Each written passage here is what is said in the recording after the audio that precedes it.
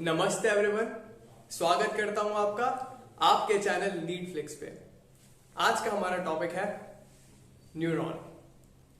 Last lecture में हमने neuron के बारे में सिर्फ इतना कहा था कि neuron is the structural and functional unit of nervous system. And what about the functions of nervous system? We had said that the most important function of nervous system was to collect information, then to analyze it, and then finally respond to it accordingly.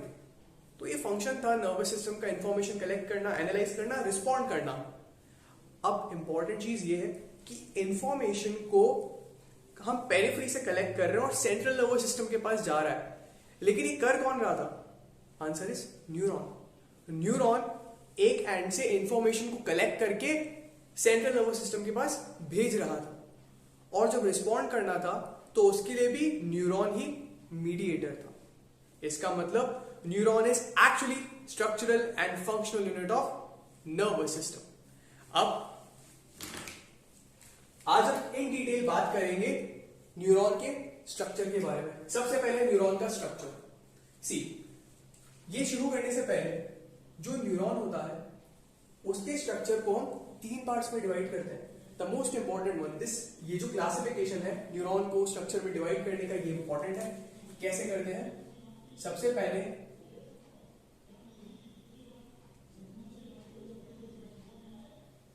जो पहला part होता है neuron का वो होता है cell body. दूसरा part होता है डेंड्राइट्स, एंड लास्ट पार्ट होता है एक्सॉन।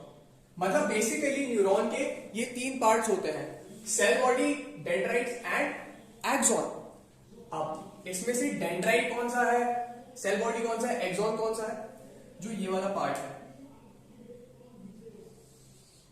जो ये वाला पार्ट है, मेजर पार्ट है, ये है cell body. And guess what, जो सेल बॉडी से प्रोजेक्शंस निकल रही है, स्पाइकी प्रोजेक्शंस निकल रहे हैं, ये क्या है? डेंड्राइट्स। ये जो स्पाइकी प्रोजेक्शंस है यही क्या है? डेंड्राइट्स। एक्सॉन क्या है? ये जो पतला सा फिलामेंटस स्ट्रक्चर निकल रहा है, ये पूरा, इसे हम क्या बोलते हैं? Axon. So dendrites, cell body, axon. Cell body को एक और नाम देते हैं, इसको हम साइटोन भी बोल सकते हैं या फिर सोमा भी बोल सकते हैं। ओके, तो ये मेन पार्ट्स होते हैं एक न्यूरॉन के। अब जो न्यूरॉन का सेल बॉडी होता है ये इसका कंट्रोल सेंटर होता है। क्यों? बिकॉज यहां पे बीच में क्या स्ट्रक्चर है? ये जो स्ट्रक्चर है यहां पे बीच में, ये है न्यूक्लियस। एंड हमें पता है एक सेल के अंदर जो सेल का हेडक्वार्टर होता है, जहां से उसे कंट्रोल करते हैं, उसके सारे फंक्शंस को कंट्रोल करने के लिए जो हेडक्वार्टर होता है वो होता है न्यूक्लियस। तो वैसे ही न्यूरॉन भी एक सेल है, इसकी जो भी एक्टिविटीज है, जो भी फंक्शंस है, वो कौन रेगुलेट करेगा? न्यूक्लियस। ये कहां पर होता है? सेल बॉडी में होता है। और क्या होता है सेल बॉडी के अंदर? सेल बॉडी के अंदर ये ग्रेन्यूल्स होते हैं, जो मैंने ग्रीन ग्रीन कलर से यहाँ पे रिप्रेजेंट किए हैं, ये ग्रेन्यूल्स होते हैं यहाँ पे। और इन ग्रेन्यूल्स को हम क्या बोलते हैं? What we call these granules? We call them Nissl granules. We call them Nissl granules. Okay, अब निसेल्स ग्रेन्यूल के बारे में एक इंपॉर्टेंट चीज, जो निसेल्स ग्रेन्यूल्स होते हैं ये कुछ नहीं होते हैं, सिंपली रफ एंडोप्लाज्मिक रेटिकुलम होते हैं, और कुछ नहीं होते। जो मैंने यहाँ पे स्ट्रक्चर बनाया है, नेटवर्क स्ट्रक्चर बनाया है, यही क्या है? ग्रीन कलर से एंडोप्लाज्मिक रेटिकुलम। और ये एंडोप्लाज्मिक रेटिकुलम नहीं, रफ एंडोप्लाज्मिक रेटिकुलम है, क्योंकि इसके सरफेस पे क्या है? राइबोसोम्स है। एंडोप्लाज्मिक रेटिकुलम दो टाइप का होता है, स्मूथ एंड रफ।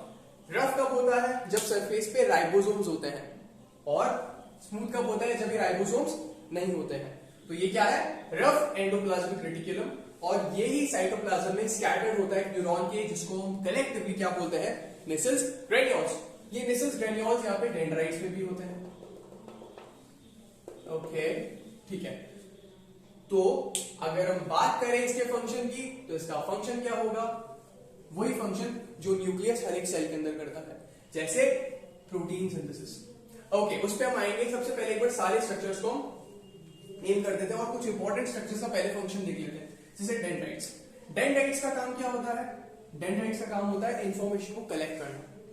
जो डेंड्राइट्स होते हैं, जो भी स्टिमुलस आएगा, इंफॉर्मेशन आएगा, ये उसको कलेक्ट करते हैं और वो इंफॉर्मेशन को कहां भेज देते हैं? कलेक्ट करके जो भी इंफॉर्मेशन आया उसको कलेक्ट किया और किसकी तरफ भेज दिया?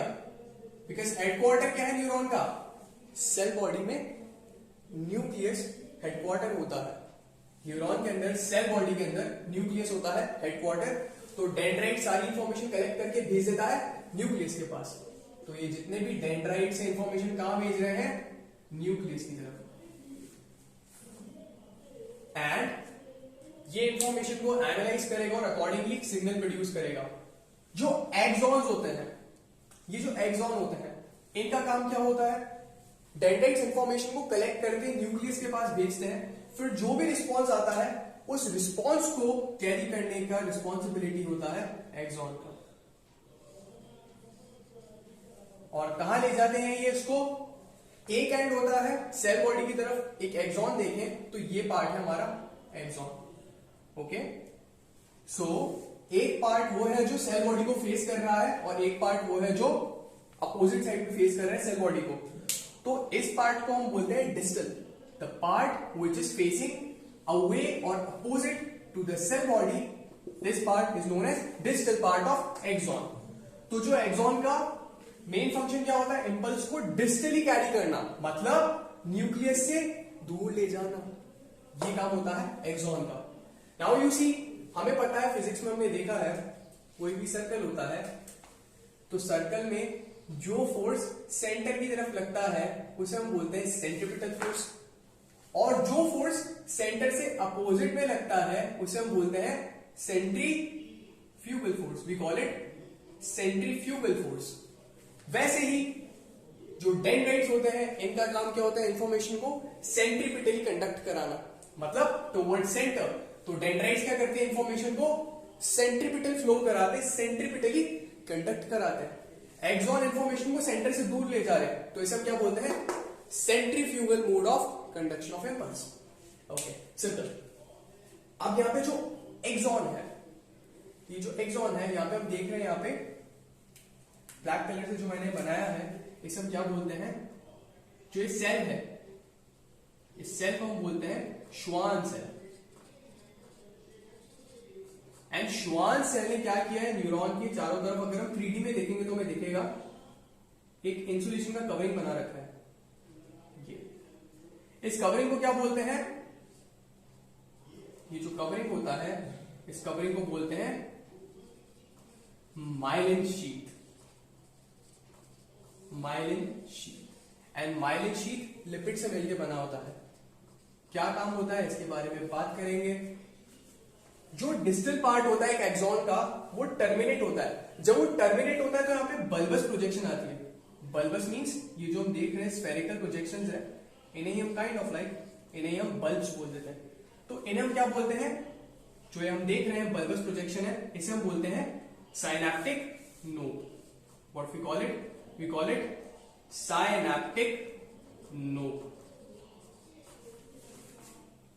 और साइनैप्टिक नोब के अंदर क्या होती है? बहुत सारी वेसाइकल्स होती है। क्या होती है? वेसाइकल्स, जिन्हें हम बोलते हैं साइनैप्टिक वेसाइकल्स। स्वीट, ठीक है। अच्छा, एक और पॉइंट, यहां पे कुछ कुछ जगह हम देखेंगे माइलिन शीथ जो है वो एक्सॉन को कंप्लीटली कवर नहीं करता है।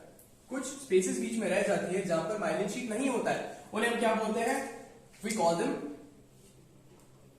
nodes, and nodes of, we call them nodes of Ranvier. We call them nodes of Ranvier. So ये न्यूरॉन है और न्यूरॉन के जितने भी स्ट्रक्चर, जो भी चीजें होती है, उन्हें हमने यहाँ पे लेबल कर दिया है। अब बात करते हैं फंक्शन की। सबसे पहले सेल बॉडी। सेल बॉडी का मेजर फंक्शन क्या होता है? Because it contains nucleus. सबसे पहले तो इसका पहला फंक्शन क्या होगा सेल बॉडी का? Collection of information. It collects information from dendrites. दूसरी चीज क्या होता है? Protein synthesis. अब प्रोटीन सिंथेसिस क्यों करेगा? जस्ट लाइक एवरी सेल, हर एक सेल में प्रोटीन सिंथेसिस जरूरी होता है ताकि वो सेल सरवाइव कर सके। और जो भी काम के केमिकल्स होते हैं जो वो सेल प्रोड्यूस करता है, जो बनाता है, जो उसे बनाना है, वो कैसे बनाता है? न्यूक्लियस से। इन द सेम वे मैंने यहां पे क्या कहा, साइनेप्टिक वेसिकल्स होती है एक्सॉन के अंदर, लेकिन उसमें होता क्या है? इसके अंदर होते हैं न्यूरोट्रांसमीटर्स। ये केमिकल्स होते हैं जो न्यूरॉन्स यूज करते हैं एक दूसरे से कम्युनिकेट करने के लिए। ये जो न्यूरोट्रांसमीटर्स है ये कहां बनेंगे? न्यूक्लियस में। तो न्यूक्लियस में क्या होता है? न्यूक्लियस में सबसे पहले हमें पता है क्या होगा? डीएनए होगा। इस डीएनए से क्या बनेगा? एमआरएनए बनेगा। फिर ये एमआरएनए क्या करेगा? साइटोप्लाज्म में आएगा न्यूक्लियर पोर्स के थ्रू, एंड यहां पर ये एनकाउंटर करेगा निजल्स ग्रेन्यूल्स को। जो निजल्स ग्रेन्यूल्स होती है, क्या होती है? रफ एंडोप्लाज्मिक रेटिकुलम, जिसके ऊपर राइबोसोम्स होते हैं। एंड राइबोसोम्स प्रोटीन मशीनरी होते हैं। तो राइबोसोम्स क्या करेंगे? एमआरएनए को पकड़कर क्या करेंगे? प्रोटीन्स बनाएंगे। वो प्रोटीन्स का मॉडिफिकेशन होगा एंडोप्लाज्मिक रेटिकुलम में। फिर वो वहां से कहां पर जाएंगे? गोल्जी में जाएंगे। गोल्जी अपैरेटस में जाएंगे, और गोल्जी अपैरेटस उनको पैकेज करेगा, मॉडिफाई करेगा और सिंपली उनको भेज देगा कहां पर? एक्सॉन की टर्मिनल पे। तो मतलब सेल बॉडी में क्या था? न्यूक्लियस में जीन्स थी, जीन से एमआरएनए बना, उन एमआरएनए से प्रोटीन्स बने, न्यूरोट्रांसमीटर्स बने, और आफ्टर पैकेजिंग एंड मॉडिफिकेशन वो कहां चले गए? एक्सॉन के थ्रू उसकी टर्मिनल पे चले गए, जहां पर वो स्टोर हो जाते हैं साइनेप्टिक नोड के अंदर, साइनेप्टिक वेसिकल्स के अंदर, जहां पर जब भी सिग्नल आएगा तो साइनेप्टिक वेसिकल से निकल जाएंगे बाहर न्यूरोट्रांसमीटर्स। तो ये फंक्शन था सेल बॉडी का। डेंड्राइट्स का फंक्शन हम ऑलरेडी बात कर चुके हैं। डेंड्राइट्स क्या करते हैं? दे कलेक्ट इंफॉर्मेशन, और इस इंफॉर्मेशन को कहां भेज देते हैं? सेल बॉडी के पास। तो ये फंक्शन होता है डेंड्राइट्स का, इंफॉर्मेशन को कलेक्ट करेंगे और सेल बॉडी की तरफ भेज देंगे। Centripetal mode of impulse transmission. Okay, अब बारी आती है एक्सॉन की। सी, जो पॉइंट होता है ना जहां पर एक्सॉन जो होता है कनेक्टेड होता है सेल बॉडी से, इस पॉइंट को हम अलग से एक स्पेशल नेम देते हैं, और वो नाम क्या है? एक्सॉन हिलिक।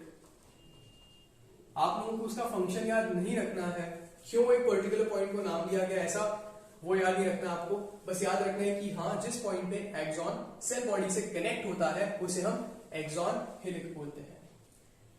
एक्सॉन का फंक्शन हमने देख लिया, इंफॉर्मेशन को कैरी करना कहां पर?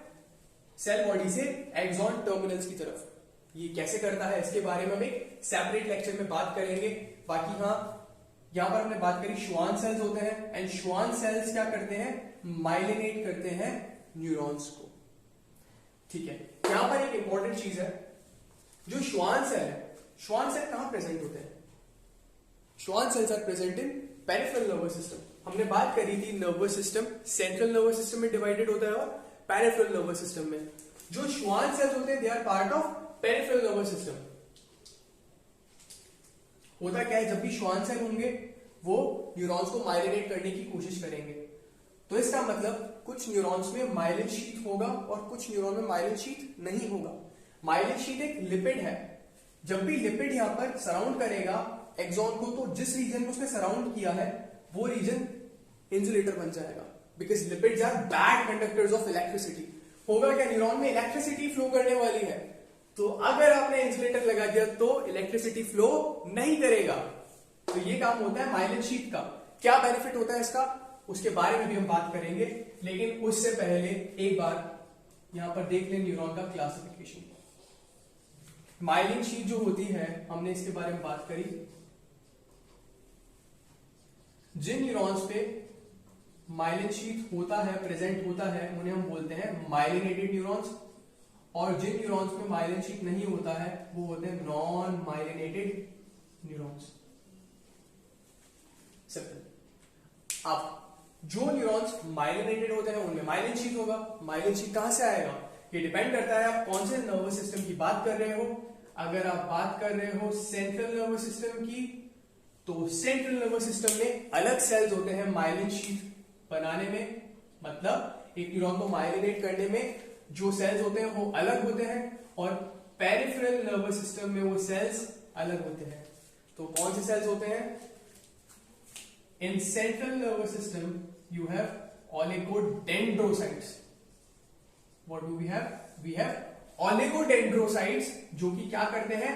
माइलिनेशन करते हैं न्यूरॉन्स का सेंट्रल नर्वस सिस्टम में। Brain and spinal cord were the part of central nervous system, and all the nerves which were ultimately originating from central nervous system, they were forming peripheral nervous system. Peripheral nervous system के अंदर जो neurons होते हैं उन्हें myelinate कौन करते हैं? Schwann sales. तो जो श्वान सेल्स हैं वो माइलिनेट करते हैं न्यूरॉन्स जो पेरिफेरल नर्वस सिस्टम में होते हैं। ओके, ठीक है, ये इंपॉर्टेंट था आपको बताना। अब एक लाइन जो बहुत इंपॉर्टेंट है, सुपर इंपॉर्टेंट लाइन है।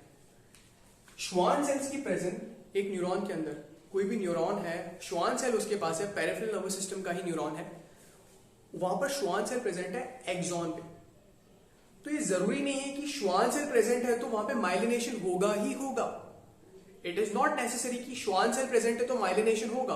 कई बार श्वान सेल प्रेजेंट होता है, स्टिल माइलिनेशन नहीं होता है। माइलिनेशन क्या होता है? एक न्यूरॉन ले लेता हूं फॉर इंस्टेंस, ये एक न्यूरॉन है, जो इसका कैप है मार्कर का, वो क्या है? सेल बॉडी है, एंड ये एक्सॉन है। मैं एक्सॉन को बीच में से काट रहा हूं, स्लाइस कर रहा हूं और आपको क्रॉस सेक्शन दिखा रहा हूं। तो कैसा दिखेगा आपको? ये न्यूरॉन है, यहां पर क्या है? Schwann cells. What are these? These are Schwann cells. और ये श्वान सेल्स क्या करते हैं? माइलिनेशन। तो ये कैसे कैसे माइलिनेट कर सकते हैं? एक तो हो सकता है सिंपली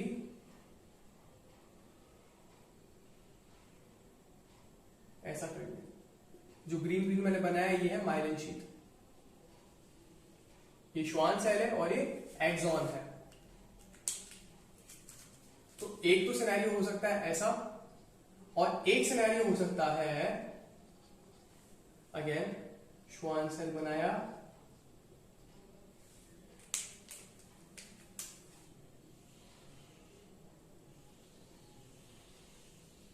श्वान सेल ने इतना माइलिन शीट बना ली कि वो खुद भी एनवेलप हो जाता है इसमें। जो फर्स्ट सिनेरियो में न्यूरॉन होगा उसे हम बोलेंगे अनमाइलिनेटेड न्यूरॉन। जो फर्स्ट केस में ये जितना माइलिन शीट बनाया है, ये माइलिन शीट एनवेलप नहीं कर रहा है एक्सॉन को, तो ऐसे न्यूरॉन को हम क्या बोलते हैं? अनमाइलिनेटेड। लेकिन जो सेकेंड केस में कंप्लीटली एनवेलप कर लिया है एक्सॉन को माइलिन शीट बनाकर श्वान सेल्स ने, इसे हम क्या बोलते हैं? Myelinated neuron. तो ये डिफरेंस होता है दोनों में। तो श्वान सेल का प्रेजेंट जरूरी नहीं है कि हमेशा माइलिनेशन कराएगा। तो ऐसे अनमाइलिनेटेड न्यूरॉन्स जो है, नॉन माइलिनेटेड न्यूरॉन्स या अनमाइलिनेटेड न्यूरॉन्स आपको कहां पर मिलेंगे? ये आपको मिलेंगे कुछ न्यूरॉन्स में जो एएनएस यानी ऑटोनॉमिक नर्वस सिस्टम का पार्ट है, या फिर सोमैटिक नर्वस सिस्टम का पार्ट है। और ये दोनों ही एएनएस और SNS, ANS autonomic nervous system, SNS somatic nervous system, दोनों ही पेरिफेरल नर्वस सिस्टम का पार्ट होते हैं। तो ये भी हम एनालाइज कर सकते हैं हमारी टेक्स्ट बुक में से। ठीक है, तो ये तो हो गया न्यूरॉन का क्लासिफिकेशन बेस्ड ऑन माइलिनेशन। एक चीज और, सेंट्रल नर्वस सिस्टम में क्या होगा या फिर पेरिफेरल नर्वस सिस्टम में हम देखेंगे कई बार क्या होगा, ऐसे बहुत सारी सेल बॉडीज, ये क्या है? सेल बॉडी है, ये भी क्या है? सेल बॉडी है। ऐसी बहुत सारी सेल बॉडीज अक्यूमुलेट हो जाएगी सेंट्रल नर्वस सिस्टम में, और हम इसे क्या बोलते हैं? ये जो ग्रुप ऑफ सेल बॉडीज है, ये क्या है? Group of cell bodies of neuron. इसे हम क्या बोलते हैं? अगर ये सेंट्रल नर्वस सिस्टम है तो हम बोलते हैं इसे न्यूक्लियस। हम बात कर चुके हैं ऑलरेडी एंडोक्राइनोलॉजी में कि hypothalamus which was part of diencephalon. Diencephalon आता है फोर ब्रेन का पार्ट है, सेंट्रल नर्वस सिस्टम का पार्ट है। तो वहां पर जो न्यूक्लियस था, what was nucleus? It was simply collection of cell bodies, तो उसे हमने बोल दिया न्यूक्लियस। यही चीज अगर पेरिफेरल नर्वस सिस्टम में होगी तो उसे हम क्या बोलेंगे?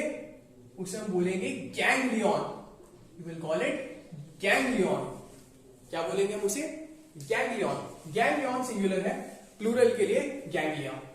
अब ये जो हमने यहां पे सेल बॉडीज बनाई, ऑब्वियसली इनकी एक्सॉन भी होंगी, राइट?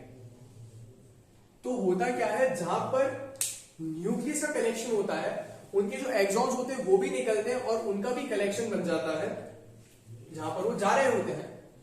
तो ये जो कलेक्शन है न्यूरोनल एक्सॉन्स का जो कलेक्शन होता है, अगर हम बात करें सेंट्रल नर्वस सिस्टम की, तो सेंट्रल नर्वस सिस्टम में जो एक्सॉन्स होते हैं इनका जो कलेक्शन होता है इसे हम क्या बोलते हैं?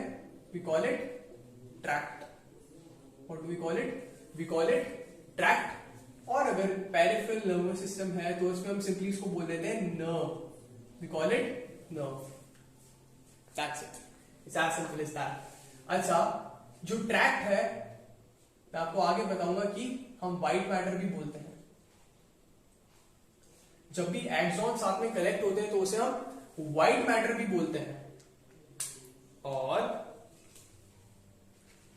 जो न्यूक्लियस है और ग्रे मैटर है, इनमें भी क्या डिफरेंस है? फिलहाल के लिए आप याद रखना, दोनों एक ही चीज है। ग्रे मैटर, जब भी सेल बॉडीज का कलेक्शन होगा मैं उसे ग्रे मैटर कहूंगा, और जब भी उनके एक्सॉन्स का कलेक्शन होगा मैं उसे व्हाइट मैटर कहूंगा। सेम, ठीक है। अब लास्ट इस लेक्चर में जो हमें देखना है वो है न्यूरॉन का क्लासिफिकेशन। एक और क्लासिफिकेशन, एक तो था बेस्ड ऑन माइलिनेशन। ये वाला जो क्लासिफिकेशन था, this classification was solely based on myelination, कि न्यूरॉन्स माइलिनेटेड हैं कि नहीं है, उसके बेसिस पे myelinated neurons and unmyelinated neurons. जो नेक्स्ट क्लासिफिकेशन है, it is based on polarity. It is based on polarity. यहां पे क्या होगा, जो न्यूरॉन है ये सेल बॉडी है, और इस सेल बॉडी पे से बहुत सारे डेंड्राइट्स, और यहां से क्या निकल रहा है? ये बहुत सारे डेंड्राइट्स हैं।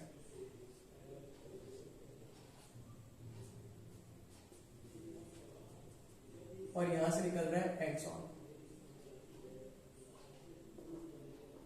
जो इस टाइप का न्यूरॉन होता है जिसकी बहुत सारी डेंड्राइट्स होती है, जो डेंड्राइट्स होती है वो भी डिपेंड करता है कितनी है। किसी न्यूरॉन में एक होती है, किसी में एक भी नहीं होती है।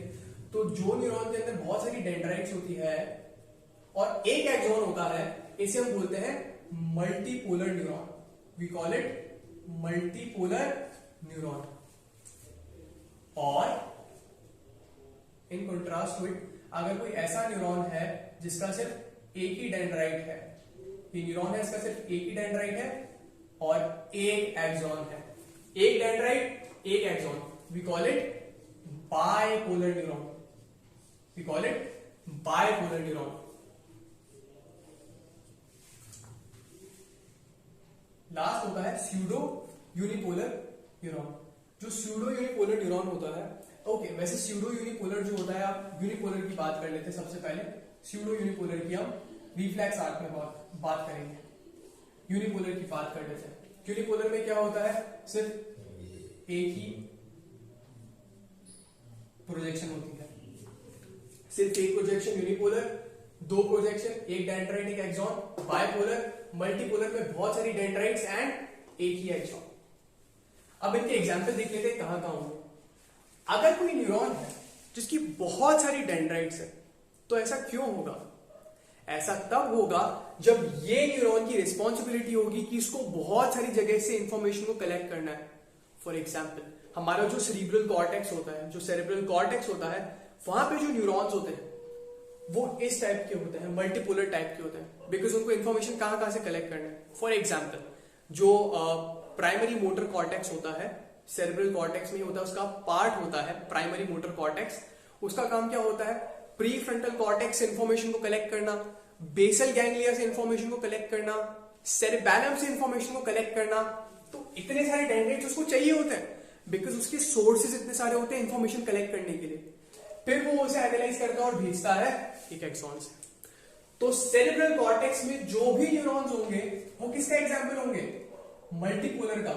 तो neurons in cerebral cortex they are example of multipolar neurons. Bipolar neurons जितने भी सेंस ऑर्गन्स होंगे, सेंसरी ऑर्गन्स होंगे, उन सारे सेंसरी ऑर्गन्स में आपको बायपोलर न्यूरॉन्स मिलेंगे, चाहे वो रेटिना है, चाहे वो ऑर्गन ऑफ कॉर्टी है, या हमारी ऑल्फैक्शन के लिए जो हमारे हेयर सेल्स होते हैं, वो सब के अंदर बायपोलर न्यूरॉन्स ही होंगे। यूनिपोलर न्यूरॉन्स ये लोअर एनिमल्स में होते हैं, या फिर और अगर अच्छे से कहूं ह्यूमंस के अंदर तो एम्ब्रियोनिक स्टेट में होते हैं। स्यूडो यूनिपोलर क्या होता है हम बात करेंगे जब हम स्पाइनल कॉर्ड पर आएंगे एक बार, कि स्यूडो यूनिपोलर न्यूरॉन क्या होता है। ठीक है, तो एक बार सम अप कर लेते हैं। हमने आज के लेक्चर में क्या देखा? न्यूरॉन होता है, न्यूरॉन को 3 पार्ट्स में डिवाइड करते हैं, cell body, dendrites, axon. Dendrites collect information और वो इंफॉर्मेशन सेल के अंदर जो न्यूक्लियस होता है सेल बॉडी में, वहां पर भेजते हैं। न्यूक्लियस के अंदर इंफॉर्मेशन जाता है, पेरिफेरी से जब सेंटर की तरफ कोई भी चीज मूव करती है तो उसे हम बोलते हैं सेंट्रीपिटल। तो डेंड्राइट्स सेंट्रीपिटली इंफॉर्मेशन को भेजते हैं न्यूक्लियस की तरफ। न्यूक्लियस से इंफॉर्मेशन या जो भी न्यूरोट्रांसमीटर्स होते हैं वो कहां पर जाते हैं? एक्सॉन में जाते हैं, away from centre, centrifugal. Axon जो होता है उसके टर्मिनल पे क्या होता है? साइनैप्टिक लोब्स होते हैं, जो कि बल्बस प्रोजेक्शंस होती हैं। उसके अंदर साइनैप्टिक वेसिकल्स होते हैं जिनके अंदर न्यूरोट्रांसमीटर होता है। जो ये न्यूरोट्रांसमीटर होता है, जब भी स्टिमुलस आता है तो इन साइनैप्टिक वेसिकल्स में, ये न्यूरॉन है इसमें साइनैप्टिक वेसिकल है, स्टिमुलस आएगा तो ये साइनैप्टिक वेसिकल यहाँ पे फ्यूज हो जाएगी इस सेल मेम्ब्रेन के साथ। सेल मेम्ब्रेन किसकी? साइनैप्टिक नोड की। और क्या करेगा यहाँ पे? न्यूरोट्रांसमीटर रिलीज हो जाएगा, न्यूरोट्रांसमीटर एंटी रिलीज हो जाएगा। अब वो जाके एक्ट करेगा, हो सकता है किसी और न्यूरॉन पे, या फिर हो सकता है वो जाके एक्ट करे किसी मसल पे, स्केलेटल मसल पे।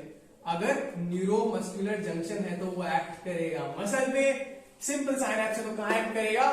किसी और न्यूरॉन पे। क्या होते हैं हमें पता है, हमें डेंड्राइट्स होंगे, तो ये जो न्यूरोट्रांसमीटर है डेंड्राइट पे जाके एक्ट करेगा और जो इंफॉर्मेशन थी वो पास ऑन कर देगा दूसरे न्यूरॉन को। ठीक है, अब जो एक्सॉन था, एक्सॉन के बारे में हमने देखा, वहां पे माइलिनेशन होता है।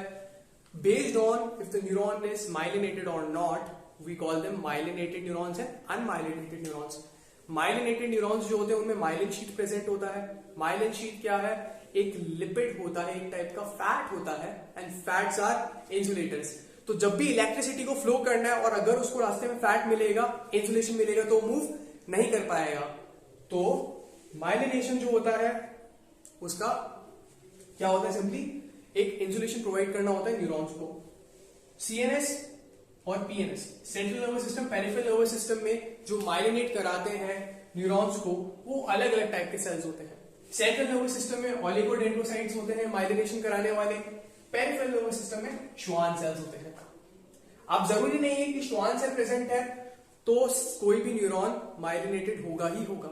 It is not necessary that the presence of Schwann cell ensures myelination. It's not necessary because few neurons in autonomic nervous system and somatic nervous system are unmyelinated despite having Schwann cells. Schwann cells है तब भी unmyelinated होते हैं कुछ neurons, ANS और SNS में। then हमने देखा classification neuron का based on its projections। अगर बहुत सारी डेंड्राइट्स है, सिर्फ एक एक्सॉन है, तो मल्टीपोलर न्यूरॉन सेरिब्रल कॉर्टेक्स में होता है, बिकॉज सेरिब्रल कॉर्टेक्स को बहुत सारी इंफॉर्मेशन कलेक्ट करनी होती है और उसे भेजना होता है लोअर सेंटर्स के पास। बायपोलर न्यूरॉन्स सारे सेंसरी ऑर्गन्स में आपको मिलेंगे, जितने भी सेंसरी ऑर्गन्स हैं। यूनिपोलर न्यूरॉन्स एम्ब्रियोनिक स्टेट में मिलेंगे या फिर लोअर एनिमल्स में देखने को मिलेंगे।